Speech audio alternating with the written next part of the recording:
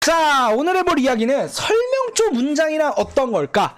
라는 거에 대한 내용입니다. 이게 제가 이 유튜브 댓글을 보다가 저도 알았는데 이런 말이 있더라고요. 이제 초반에 10명 중 8, 9명은 설명조 문장을 초반이래. 그 처음 글 쓸 때.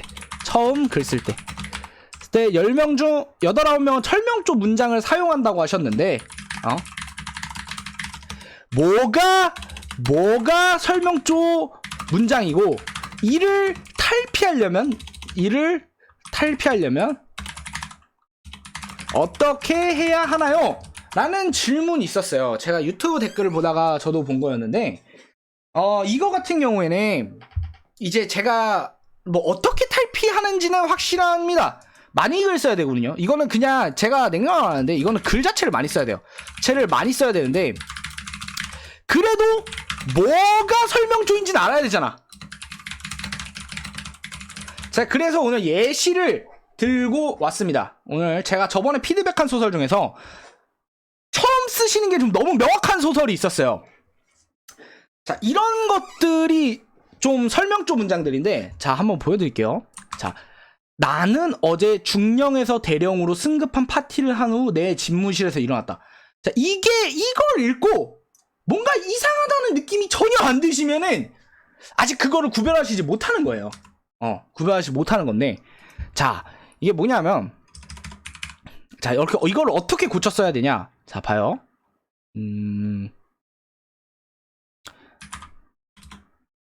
이거는 대화문을 좀 많이 개인적으로 나는 대화문을 좀 신음 같은 거나 대화문을 좀 써주면은 괜찮은 것 같아. 잠깐만.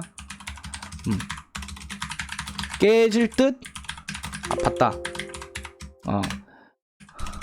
어제 중령에서 대령으로 잠시만. 자, 잠시만요. 이걸 좀 쓰고 얘기를 드릴게요.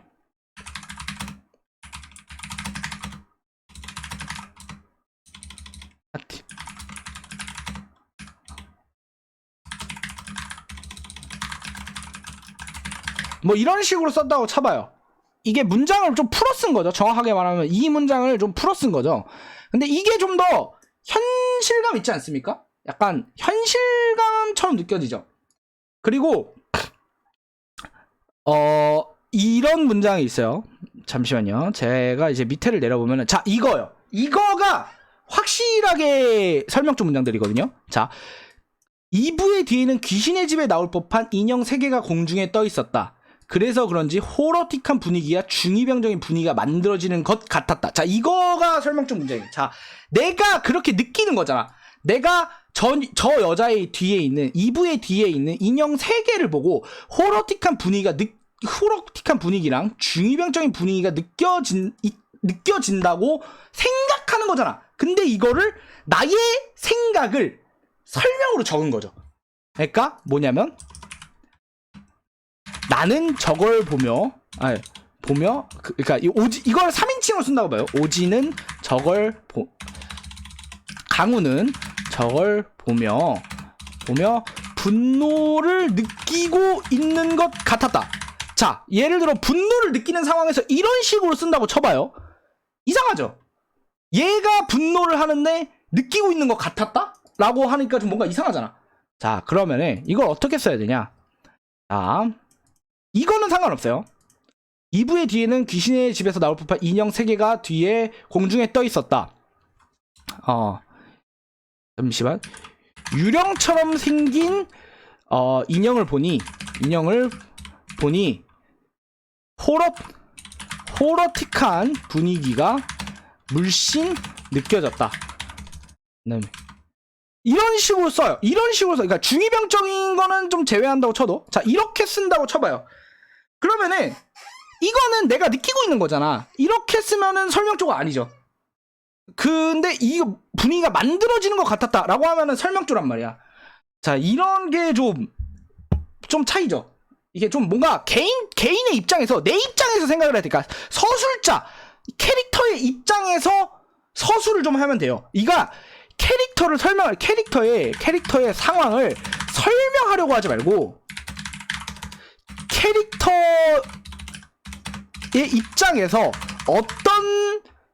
어떤 걸 느끼는지, 어떤 걸 느끼고 생각하는지 풀어 쓰는 게 좋아요. 자, 이거가 자, 이것도 뭐뭐 하는 것 같았다라고 쓰시죠. 이런 거는 별로 안 좋은 문장입니다.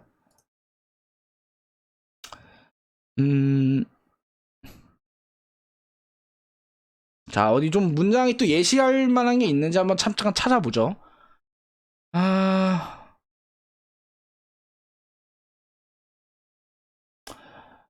뚜뚜뚜뚜.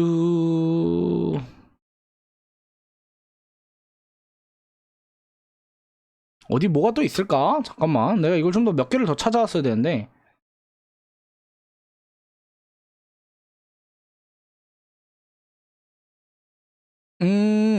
여기 있다. 이거는 이것도 조금 애매한데, 너무 설명조 문장이라고 하기에는 서술형 문장인 것 같기도 하고, 이게 굉장히 애매한 게 많네요.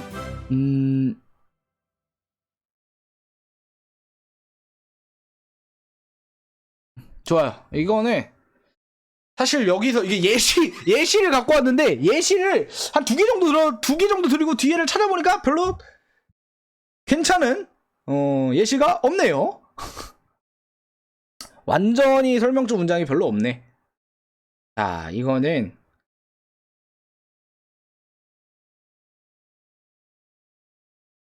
괜찮아. 여기까지. 여기까지. 사실 별로 더 없네요. 그러니까 좀 더 찾아보면은 주인공의 생각. 그러니까 주인공이 이런 식의 문제가 딱 이런 거죠. 딱 정확하게 예시에 들어맞는 쉬운 문장은 없어. 자, 봐요. 제가 이름이 박준표입니다. 박준표는 오후 3시에 잠에서 깨어났다 라고 하는 게 설명조 문장이거든요. 대표적으로. 자, 이게 뭐냐면 박준표는 눈을 떴다, 이렇게 고치는 거야. 박준표는 눈을 떴다. 나 늦은 오후의 햇살이 창문을 통해 흘러들어왔다. 자, 이게 어떤 차이인지 아시겠어요? 얘가 오후 3시에 잠에서 깼다고 이렇게 설명을 하는 것보다, 이거는 행동이잖아. 내가 눈을 뜬 거고, 그 다음에 요걸로 이제 시간을 대충 알려주는 거죠. 고개를 돌려 이제 시계를 보니 오후 3시를 가리키고 있다. 그러니까 캐릭터의 입장에서 서술을 풀어대는 겁니다. 이렇게 하는 게 좀 괜찮아. 근데 이거를 너무 의도적으로 계속 바꾸려고 하다 보면은 이게 문장이 길어져요. 보시면 알겠지만 이 한 문장이 이렇게 문장이 길어졌죠.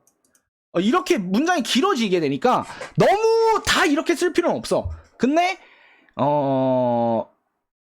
굳이 뭐 따지자면은 이 문장, 설명조 문장을 굉장히 많이 쓰게 되면은 몰입이 안 돼요. 몰입이 되게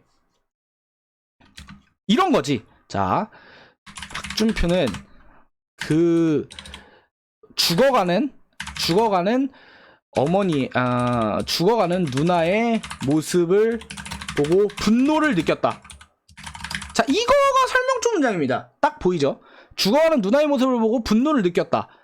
친구라고 하자. 왠지 그냥 누나라고 하니까 뭔가 기분이 나쁜데? 일단은 죽어가는 친구의 모습을 보고, 동료의 모습을 보고, 왜 이렇게 동료의 모습을 보고 분노를 느꼈다는 문장이 있어요. 자, 그러면 이거를 어떻게 고칠까? 자, 박준표는 죽어가는 동료의 모습을 바라보며 오열했다. 자, 이거는 행동이거든요. 자, 봐요. 이거는 행동이고, 이거는 주인공의 감정을 느끼는 거에 대해서 직접적으로 서술로 알려주는 거잖아.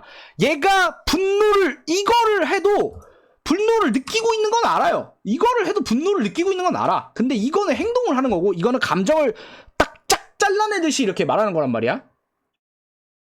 그렇게 하기 때문에 이게 좀 이런 식으로 좀 감정이나 상황에 대해서 직접적으로 설명하듯이 쓰는 거를 하려는 노력을 한번 해보세요.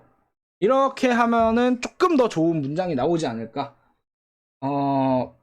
그렇게 저는 생각을 합니다. 이상 여기까지 오늘의 이야기였습니다.